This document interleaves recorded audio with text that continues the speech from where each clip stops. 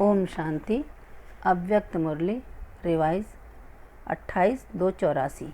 सार, बिंदु और बूंद का रहस्य। आज भोलानाथ बाप अपने भोले बच्चों का स्वबाप का अवतरण दिवस अर्थात अलौकिक रूहानी जयंती मनाने आए हैं।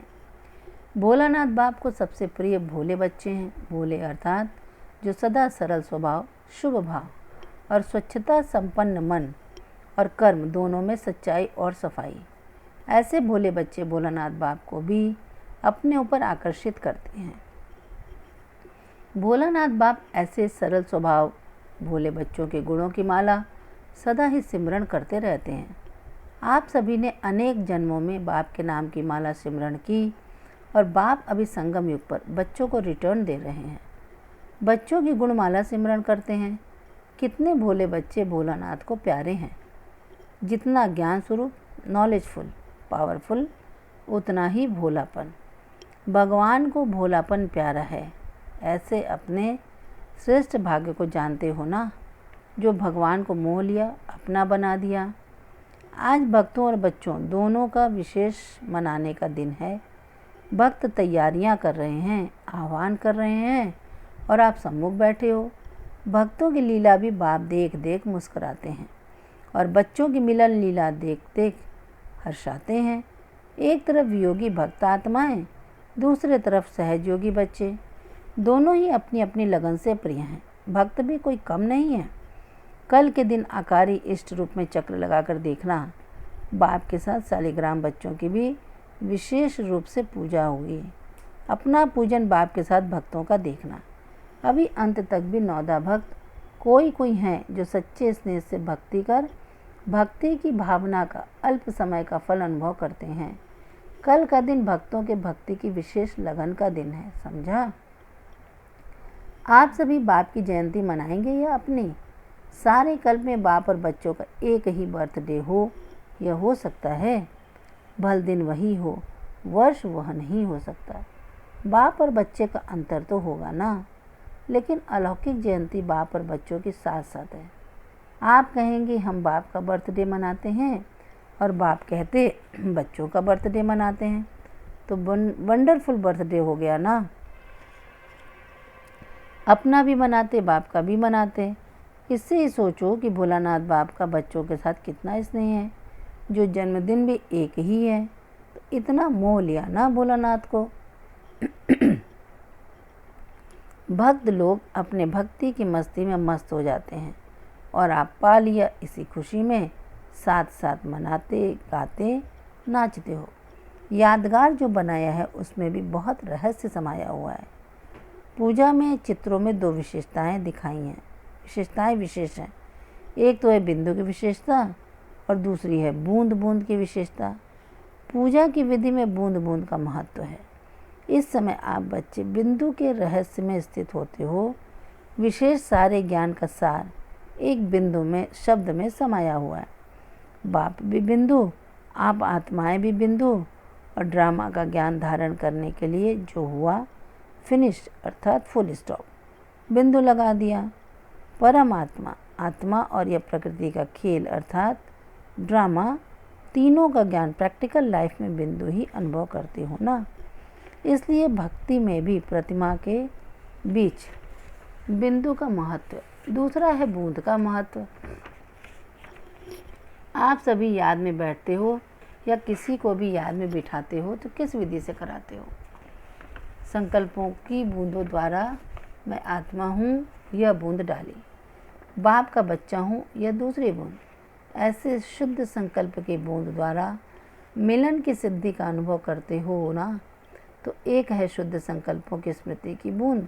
दूसरा जब रूहरियान करते हो, बाप की एक एक महिमा और प्राप्ति के शुद्ध संकल्प की बूंद डालते हो ना। आप ऐसे हो, आपने हमको यह बनाया, यही मीठी मीठी शीतल बूंदें बाप के ऊपर डालते अर्थात बाप से रूहरियान करते हो। एक एक बात करके सोचते हो ना, इकट्ठा ही नहीं। तीसरी बात, सभी बच्चे अपने तन मन धन से सहयोग की बूंद डाल दें। इसलिए आप लोग विशेष कहते हो फुरी फुरी तालाब। इतना बड़ा विश्व परिवर्तन का कार्य, सर्वशक्तिमान का बेहद का विशाल कार्य उसमें आप हर एक जो भी सहयोग देते हो, बूंद समान ही तो सहयोग है, लेकिन सभी की बूंद बूंद के सहयोग से सहयोग का विशाल सागर बन जाता है। इसलिए पूजा की विधि में भी बूंद का महत्व दिखाया है। विशेष व्रत की विधि दिखाते हैं।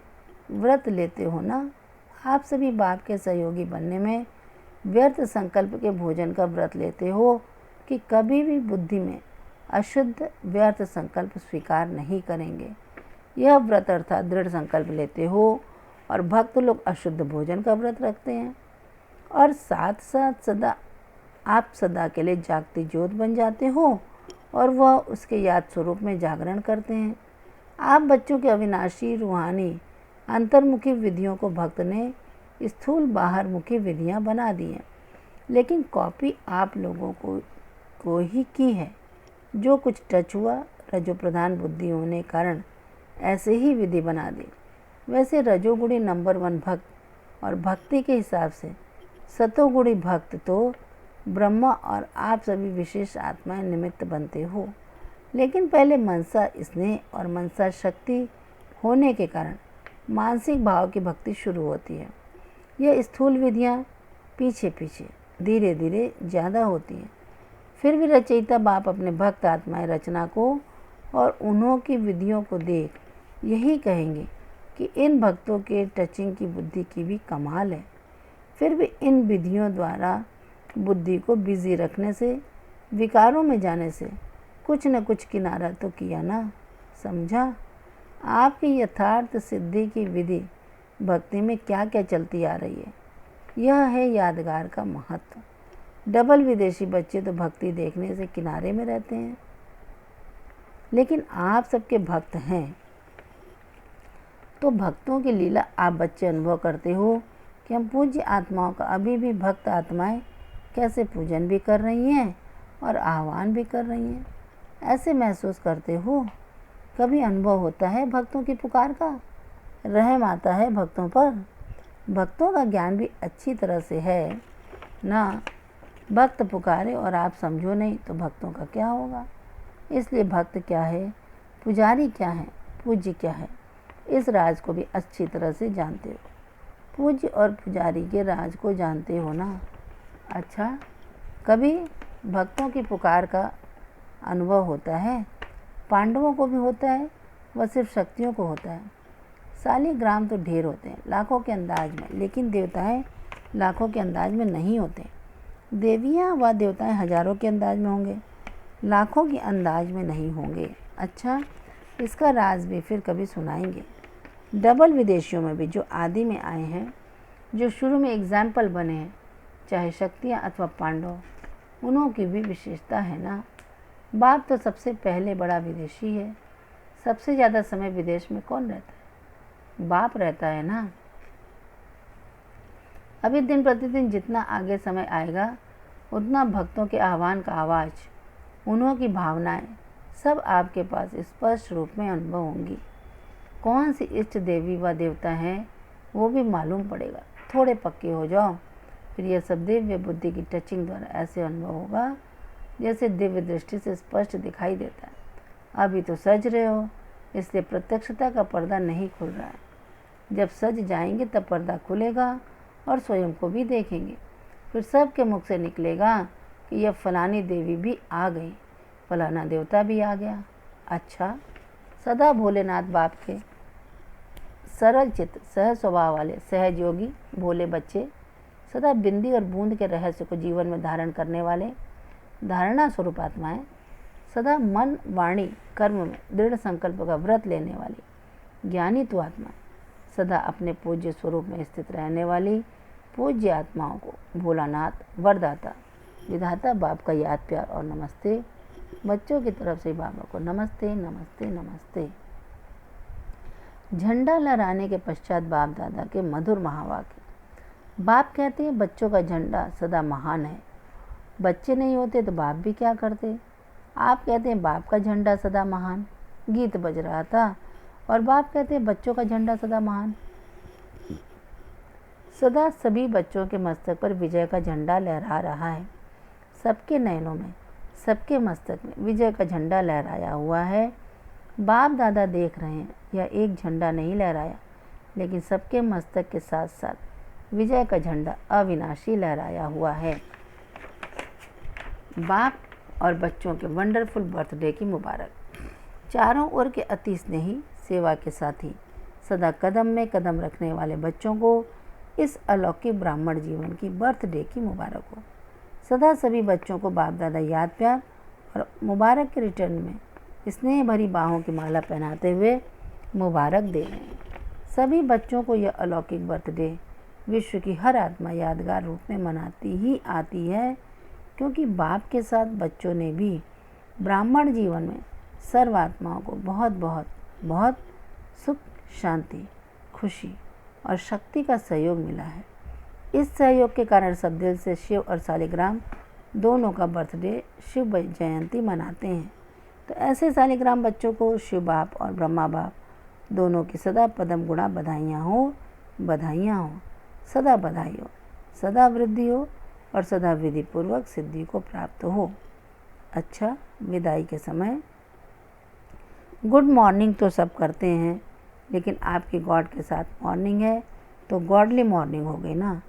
गॉड के साथ रात बिताई और गॉड के साथ मॉर्निंग मना रहे हो, तो सदा गॉड और गुड दोनों ही याद रहें।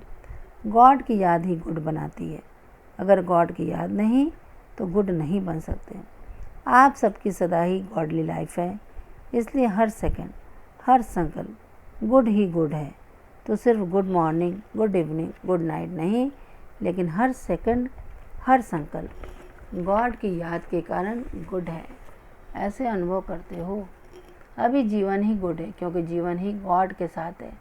हर कर्म बाप के साथ करते हो ना, अकेले तो नहीं करते। खाते हो तो बाप के साथ या अकेले खा लेते हो। सदा गॉड और गुड दोनों का संबंध याद रखो और जीवन में लाओ। समझा? अच्छा, सभी को बाप दादा का विशेष अमृत वेले का अमर याद, प्यार और नमस्ते।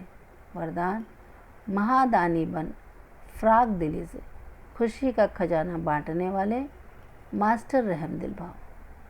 स्पष्टीकरण: लोग अल्पकाल की खुशी प्राप्त करने के लिए कितना समय व धन खर्च करते हैं, फिर भी सच्ची खुशी नहीं मिलती। ऐसे आवश्यकता के समय आप आत्माओं को महादानी बन, फ्राक दिली से खुशी का दान देना है। इसके लिए रहम दिल का गुण इमर्ज करो। आपके जड़ चित्र वरदान दे रहे हैं, तो आप भी चैतन्य में रहम दिल बन बांटते जाओ, क्योंकि परवश आत्माएं हैं।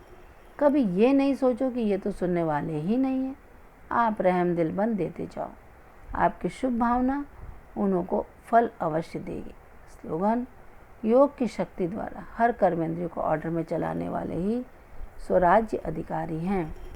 योग की शक्ति द्वारा हर कर्मेंद्रिय को ऑर्डर में चलाने वाले ही स्वराज्य अधिकारी हैं। अच्छा, ओम शांति।